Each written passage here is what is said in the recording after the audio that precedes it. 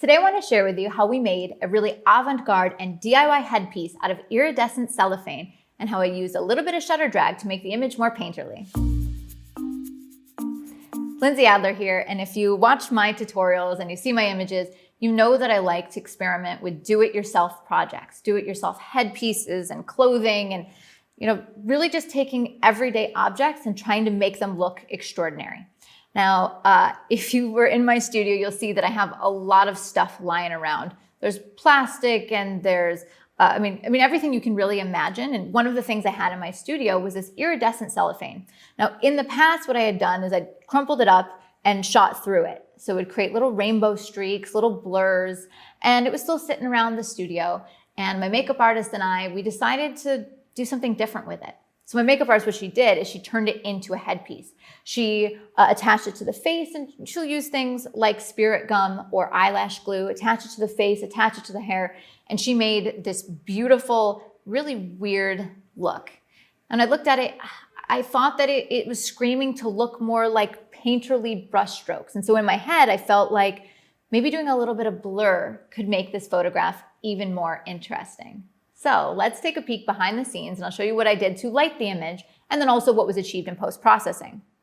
So taking a look here behind the scenes, I am using a total of 2 lights. The main light is a Profoto white beauty dish with a grid. And I'm using this because it's beautiful light.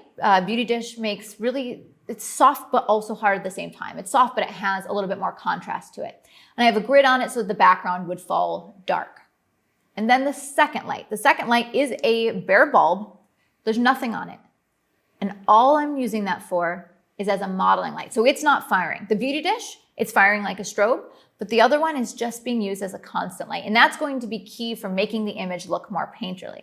Because what I'm doing is I'm dragging the shutter. I'm going to use a longer shutter speed.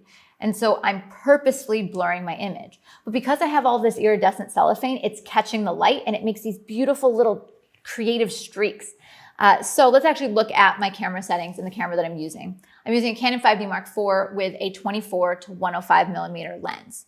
But here's where the setup gets really unusual is look at my shutter speed. I'm shooting at 1/3 of a second, which is way too long to hand hold, except for I'm trying to make it blurry on purpose. That's the whole idea behind this.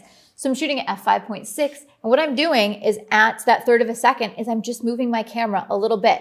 I'm zooming in and out, I'm wiggling left and right. I'm really moving my camera on purpose to achieve blur. And I had so many beautiful and completely different results. So let's look at what that final image looks like. So this is what I ended up with. And you can see the movement of the camera actually reflected in the iridescent cellophane. But let me show you what I started off with. So this is what I had straight out of camera.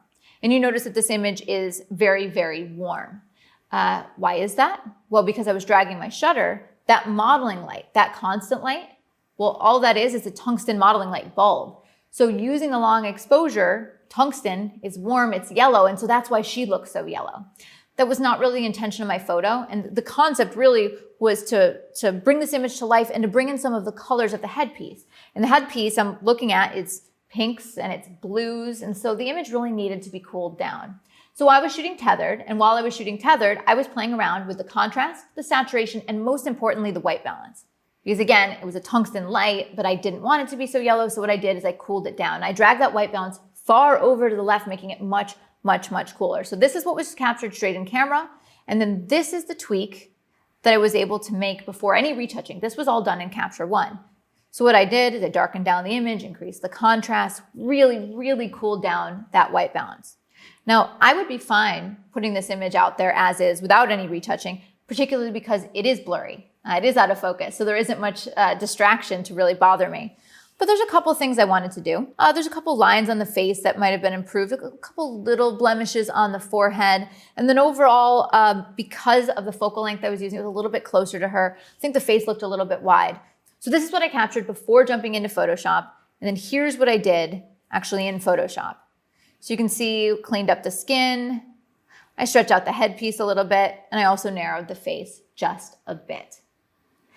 Looking at this image, it is straight up out of focus and blurry, but it's on purpose, and it's on creative purpose in order to make the image more painterly. I was able to take something inexpensive, something that was left over, And my makeup artist and I, we built a beautiful avant-garde headpiece and an image that ends up looking much more like a painting than reality. Now, if you'd like to see the gear used in this video, be sure to check out the links in the description below. And if you would like to learn more about creativity and hopefully be inspired to start challenging yourself to try things you would have never expected, I encourage you to subscribe to see more videos just like this one. I'll see you next time.